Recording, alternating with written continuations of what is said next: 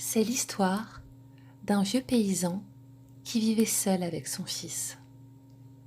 Il n'avait pour toute richesse qu'un magnifique cheval.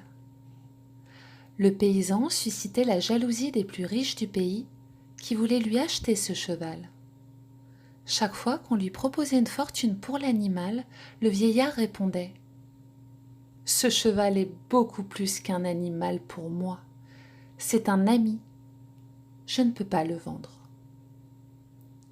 Un jour, le cheval disparut.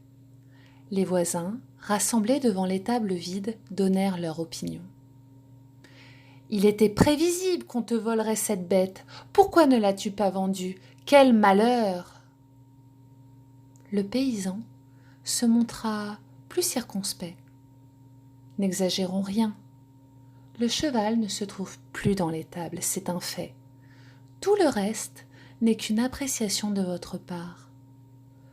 Comment savoir si c'est un bonheur ou un malheur ? Nous ne connaissons qu'un fragment de l'histoire. Qui sait ce qu'il adviendra ? » Les gens se moquèrent du vieil homme. 15 jours plus tard, le cheval revint. Il n'avait pas été volé, il s'était tout simplement échappé. Lassé par sa petite escapade, il revenait et ramenait avec lui une dizaine de chevaux sauvages. Les villageois s'attroupèrent de nouveau. « Tu avais raison, ce n'était pas un malheur, mais une bénédiction !» Le paysan leur répondit : « Je n'irai pas jusque-là. Contentons-nous de dire que mon cheval est revenu. Comment savoir si c'est une chance ou une malchance ? Ce n'est qu'un épisode. Peut-on connaître le contenu d'un livre en ne lisant qu'une phrase ? » Les villageois se dispersèrent, pensant que le vieil homme déraisonnait. Recevoir 10 beaux chevaux était indubitablement un cadeau du ciel.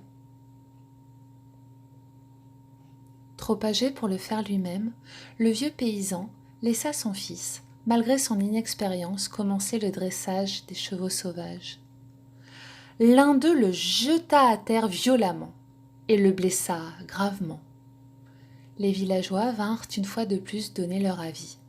« Mon pauvre, tu avais raison. Ces chevaux sauvages ne t'ont pas porté chance. Voilà ton fils unique, estropié. Qui donc t'aidera dans tes vieux jours ?»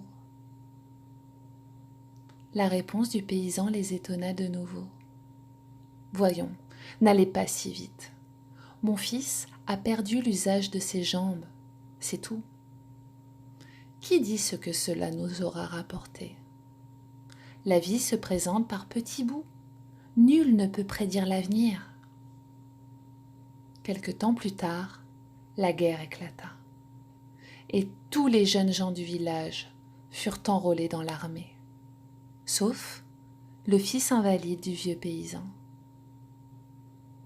Les villageois vinrent se lamenter auprès du vieil homme. « Tu avais raison.